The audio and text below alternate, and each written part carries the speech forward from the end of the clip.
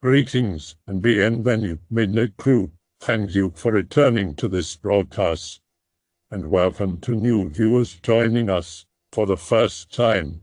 If you like a video, then feel free to subscribe.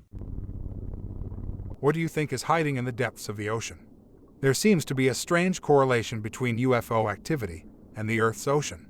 I don't necessarily believe in sea monsters, but I do think there are large marine animals yet to be discovered.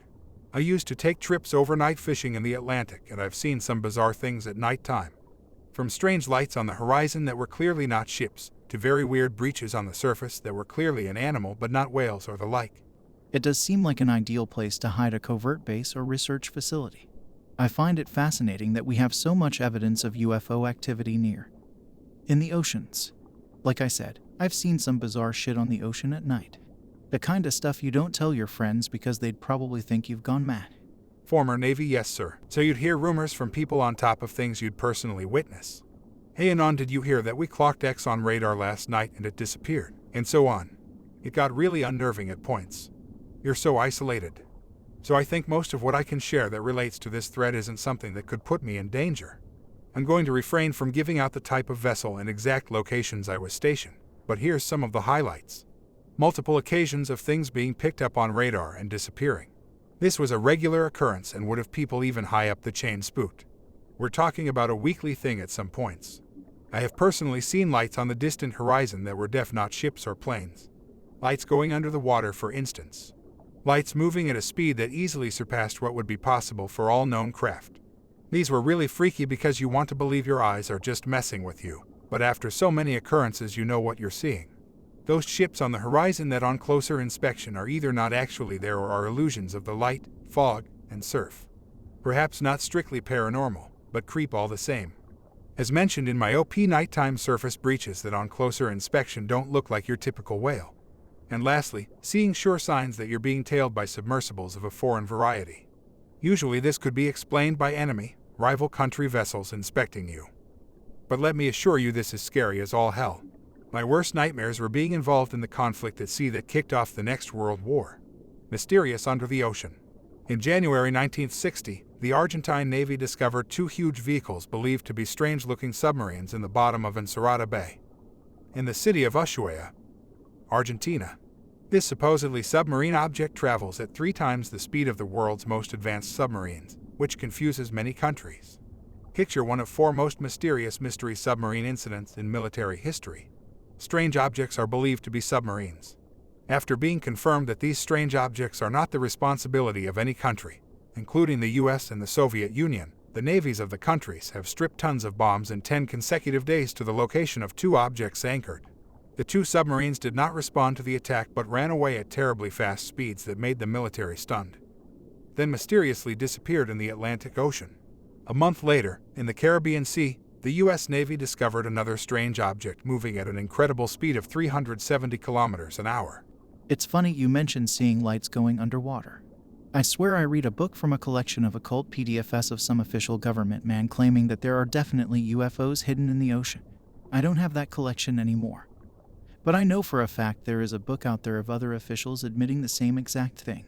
That being tailed by submersibles of a foreign variety sounds like nightmare fuel for sure. How I wish I could explore the deep depths of the oceans. My stepdad is from Puerto Rico and is from a respectable family. His father came from poverty and was part of a fishing family. His father would be about 98 now. They used to pull up these evil as octopus that knew how to grab things and whack people to get away. He said one of them had horns and was big enough to tear apart the nets to get to the fish on the boat itself. He said in 1933 his maternal uncle and grandfather took him out off the west coast of the island and they were attacked by 2 octopus that were bigger than them over the fish. They called them devilish and said they had wisdom in their eyes. These were no dumb animal. They also had chupacabra stories on the island up in the mountains, especially by Mocha and Rincon. Since at least the 19th century, the Vegigante masks are part of that. He also talked about the lights under the water and flying around at night back then. No one was flying around with giant lights in the Caribbean in the 1930s. Not moving faster than a fly sometimes. My neighbor growing up joined the Navy in '87.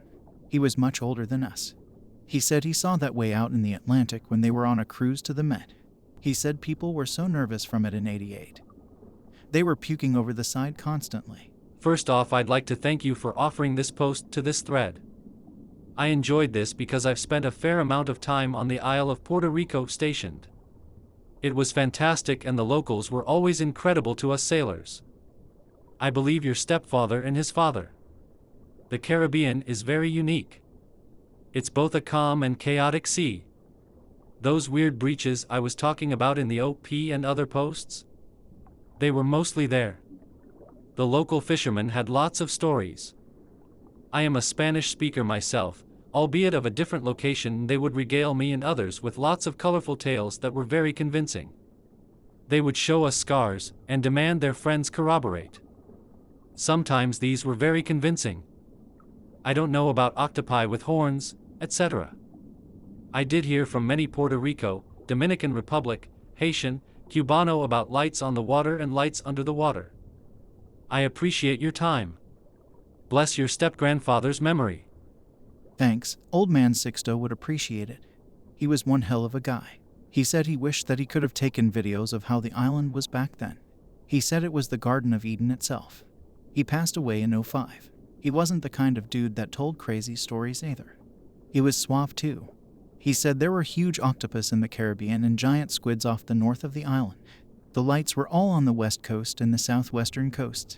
My stepfather and his brothers were in college in the late 60s and early 70s and would go 4-day fishing on chartered vessels out in the Caribbean and finding stray bales of weed. They saw the mothership in 1972 150 nautical miles south-southwest of Ponce. This was after the 4th of July 1972. He had a picture of this thing that looked like a Christmas ornament that glowed and washed out the rest of the picture. My one uncle said he had seen stuff flying out of SJU, like that one UFO they had the video of from the PR airport. He also said he saw bell shapes over the Atlantic at night in the mid-1970s when he worked in Spain and came home for his parents' anniversary. They also said they saw Tic Tacs zipping off the beach in the early 60s when they lived in Ponce. I was stationed near a country who at best is a tenuous ally, and at worst is one of our biggest concerns. We had a rash of the lights and radar errors that I've detailed over a few posts in this thread. You get to know the people on your ship for the most part. You're never going to deeply know everyone, but for the most part you learn faces, ranks, duties, etc. We had visitors during this period. People who really weren't interested in conversation or anything even close to normal interaction. Impersonal to the point of being weird, if you catch my drift. I never saw them arrive or leave. They stuck around only long enough to be noticeable if you'd been on the same vessel for a long time, which I had. These people were not your common sailor, and I to this day doubt they were Navy in origin at all. They were there to investigate our radar issues and then they left. I think you can guess who exactly I thought they were. This did not help the nerves of the common sailor at all. The nervous energy was very obvious amongst even our officers. This was a very tense time. I was hoping to see some copy pasta about the black carpet or the octopus that wear scuba suits to lure in other divers by making I need assistance signals with their hands.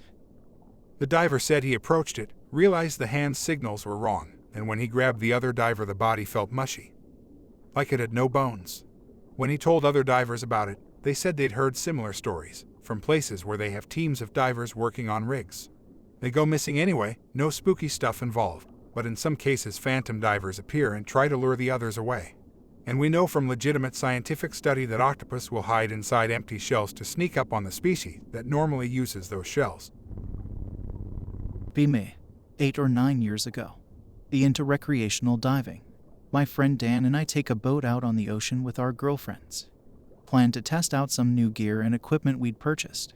On a scale of 1 to 10 on the nice day out scale, it's 30 out of 10. Nice clear skies, shining sun. Dan and I get our suits on, get tanks and prepare to go down below into the ocean. Our girlfriends stay topside on the boat. We descend, basically start off by messing around and I make a joke about finding pirate treasure or something. We're exploring well below the surface, but there's still light, mostly getting a sight of the sea life. Schools upon schools of fish. Not gonna lie. It was pretty cash. But that suddenly changes when the fish all begin dispersing frantically. They're noping right out. We start to think, oh shit. A big-ass shark is nearby. Dan and I get a brief glimpse of a shadow above us. This thing is no shark. It's more cylindrical, fast. And it swam right above us. Want to freak out but can't, as that would be potentially dangerous. We looked above us to see if we could get a better view. Don't entirely have to. This thing noticed us. Imagine your traditional Chinese dragon. Now add fins, flippers in place of arms, has reptile-esque facial features. All in all, Dan and I are at a loss. This is a real-life sea monster. It eyes us for a few seconds, then snaps its jaws at us, like a kind of warning before it swims off in another direction.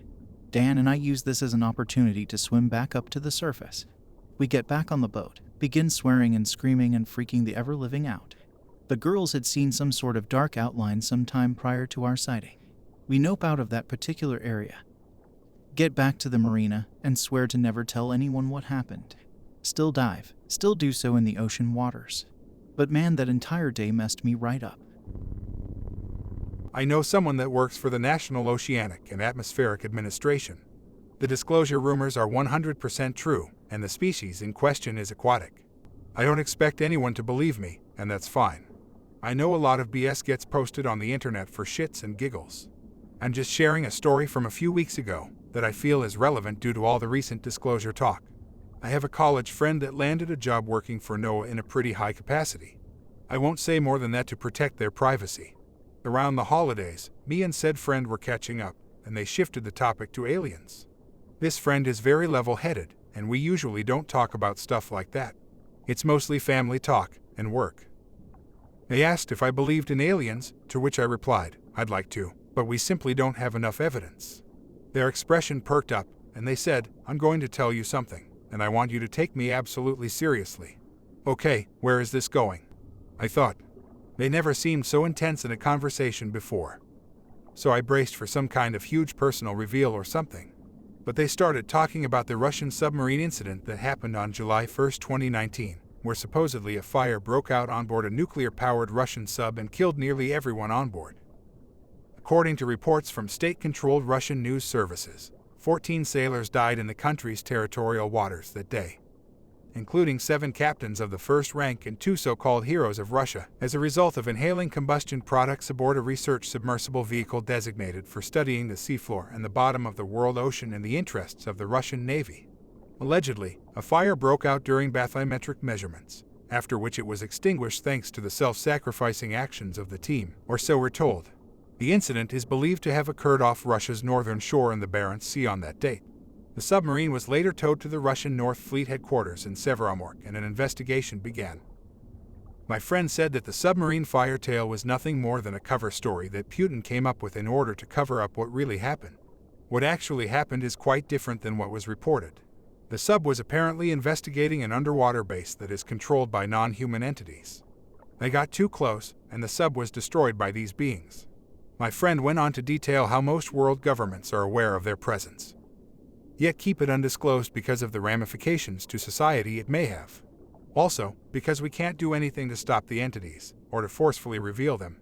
They told me that NOAA has had thousands of incidents of contact with these underwater beings, and that it's fairly common knowledge amongst certain departments and roles in the organization. They said they have witnessed video, audio, and physical evidence of these beings residing under our oceans, but it is kept under tight wraps by senior officials and whatever government sector controls NOAA. The friend said that the recent disclosure buzz is legit and had been carefully planned. They said they don't know exactly what details will be provided to the public, but that in general, it will be made known that there are other beings occupying our planet, and that they are not from another planet, but have been here long before us. They also said these beings actively keep us out of certain parts of the oceans. Apparently, their technology is advanced beyond anything we could come up with, and able to either withstand or negate the insurmountable pressures at extreme ocean depths. They are able to freely enter and exit the water in their craft, without displacing or disturbing it physically. They've been captured innumerable times on sonar, traveling underwater at speeds that are impossible as far as human technology goes, or marine biology is concerned. My friend also mentioned a place called Lake Vostok, and said a very large base was discovered there under the ice, and that Russians have total control over the operation there.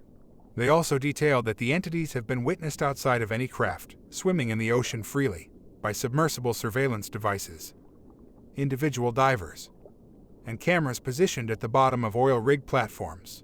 They are humanoid and resemble what most people would call the typical gray alien, complete with oversized heads, large dark eyes, no visible ears, and small mouths. How they breathe and move underwater is presently unknown. That's pretty much most of what I was told. My friend didn't provide a date for disclosure. They just said it will definitely be this year according to what they've been hearing. Apparently, this is going to be a worldwide disclosure, not a US-specific thing. I hope that you enjoyed tonight's broadcast. If you enjoyed tonight's story, then please subscribe to the channel as more green texts will appear daily. A new broadcast will appear when the clock strikes midnight Central Time.